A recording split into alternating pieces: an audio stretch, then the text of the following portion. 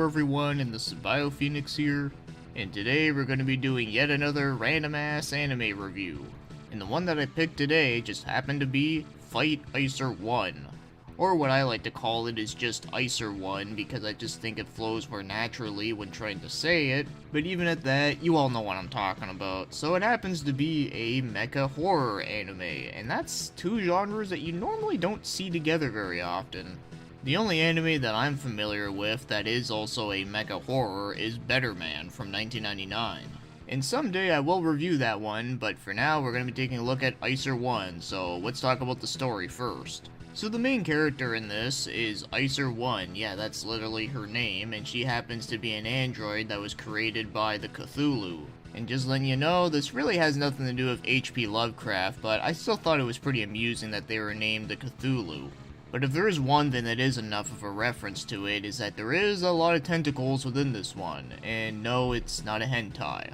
Well anyway, she ends up wanting to defend Earth because the Cthulhu are a bunch of assholes. So she ends up traveling to Earth, and then the main mission of the Cthulhu is that they all want to destroy her, hence the name Fight Iczer 1. So she needs to go to Earth and find a human being that she can synchronize with, so therefore they can power up a mech that she has that she can use to fight off the Cthulhu. So the main human character in this is Nagisa. So she's a typical high schooler, but she doesn't know that she has psychic powers, and Iczer 1 can actually sense that power from her, so she actually wants to synchronize with her. But before the two actually talk to each other, something really bad happens, so apparently the Cthulhu end up invading Earth, and when they invade Earth, they end up looking like regular people, so kinda like the movie They Live. So what ends up happening is that Nagisa's parents end up being killed by the aliens, and of course when they reveal themselves that they are the Cthulhu, they look pretty fucking disgusting. And just before she gets eaten by them, Iczer 1 ends up saving her, and of course, as you would imagine, Nagisa is like really sad about the whole thing about losing her parents and all that, which is all very understandable. And as you would expect, Iczer 1 ends up telling her about all like the alien race and saying how like that she needs to like have her power so therefore they can actually fight off the aliens, but she doesn't want to do this because, you know, she just doesn't believe the whole thing. So moments later, it turns out that there is a giant mech that landed and is just destroying the city, and the one piloting it happens to be Cobalt, who is very similar to Iczer 1. So before they fight, Iczer 1 and Nagisa are arguing with each other by telling them, "Get in the mech! No, fuck you!"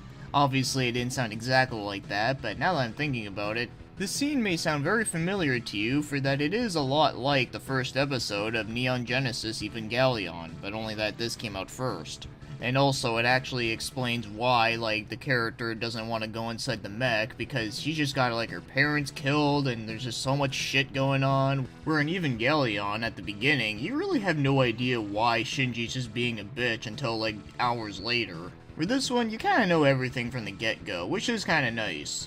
Yeah, I'm sure there's a lot of people out there that don't want to hear that, but, well, it just needs to be said. But anyways, after that whole thing, they end up going inside the mech, synchronizing with each other, and now they gotta fight Cobalt, and same with the rest of the aliens, and of course there is also Iczer 2, who is pretty much a clone of Iczer 1. And to say she's a fucking bitch is an understatement.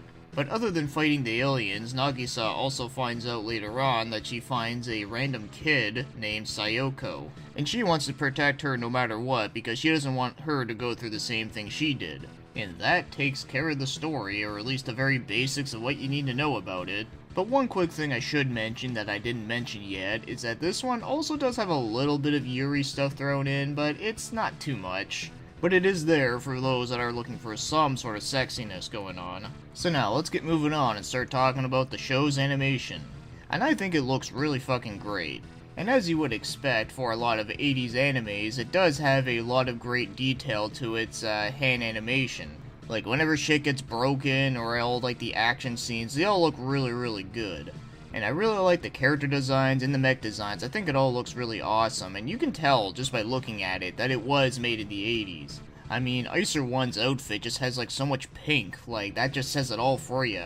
And yes, pink was indeed an epidemic back then, but you also gotta remember, pink back then was not like considered like sissy or whatever, it was actually considered the cool color. But anyways, I just think it's a really nice overall design. And all the aliens in this film, their designs are like pretty fucking disgusting looking, but that's what makes them a lot more frightening given that this is supposed to be a horror. And speaking of horror animes, I do find that some of the monster designs in this, at least like the ones that have like the really disgusting mouths open, they kind of remind me of some of the ones that you would see in the original Vampire Hunter D film, the part where he's like walking through the hallway. So I thought that was pretty interesting, but overall, the monster designs are just really creepy looking, and also there's a lot of gore effects in here too, and they all look really great and a lot of detail put into them.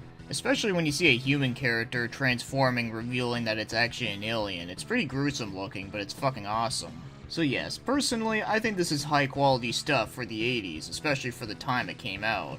And now, as for the show's music, the music is pretty great as well.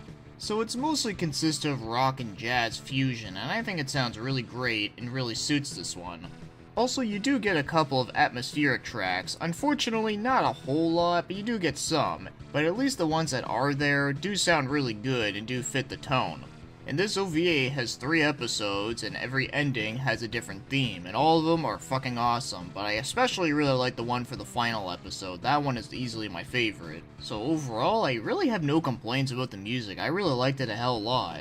And now, as for the show's voice acting, well, I really can't say a whole lot about it because both times that I've seen this show, I watched it with the sub. And usually for these reviews, I like to review doing the dub version because it kind of gives me more to talk about, and also, well, I just get a kick out of bad voice acting if there's any at all. But yeah, for a long time, I didn't know this one had a dub at all, but apparently after looking into it, it has Wendy Lee and Doug Stone, so that's at least has some of my curiosity for it, but I can't say if it's good or bad, though. I would imagine it probably isn't very good, though, knowing that the direction of a lot of older animes have never really fared very well. But you never know, it might be a good surprise, because there actually has been a couple of older animes that didn't have terrible voice acting that I've seen. But with that said, I really can't say much at all, but honestly, I'm okay with watching it with the sub.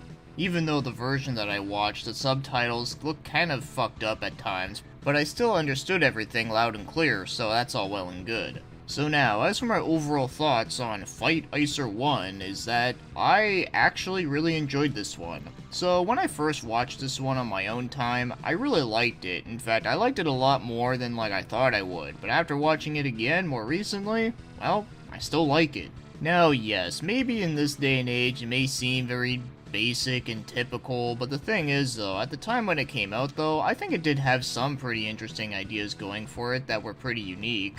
But even if it isn't the most original thing ever, it's still a hell of a lot of fun. For that, I do think they do a good job with the characters, and also the fight scenes are pretty epic. But as epic as they are, I found that the fight scene, like, at the end of it all, wasn't, like, as awesome as I thought it was gonna be. I thought it was gonna be a lot more than that. But despite that one, though, I thought all the other ones were pretty great. And as I said before, the music and the animation is all really good stuff. And the overall length is good too. You can watch it an entire night and it'll keep you entertained. Although I do kinda wish there was a little bit more episodes, but even with 3, I'm pretty happy with it. Also, just as a fun fact that I should have mentioned at the beginning, but fuck it, I'll mention it now, but this one was actually directed by Toshihiro Harano. And for those that don't know, that was the director for Magic Knight Rayearth, Vampire Princess Miyu, and Macross Do You Remember Love? So after knowing that, and I am a fan of all 3 of those, that's pretty kick-ass. So even though there's not a whole lot of mecha horror ones, or at least not ones that I'm familiar with, I think this is a really good one that is very entertaining. And I can definitely recommend it if this sounds up your alley. But before I leave it at that, I should also mention that there is other series that are related to this that I have yet to see, but I definitely do plan on it. So there's Iczer Reborn, and then there's Iczer Girl Icelian. Or maybe it's Icelian, I have no idea. Either way, it's the one that came out in 1995, and really, you shouldn't be confused any more than that. And if you are, well, no use complaining about it. But anyways, after watching this twice and I still liked it just as much as the first time I did, well, that's definitely a good thing in my opinion.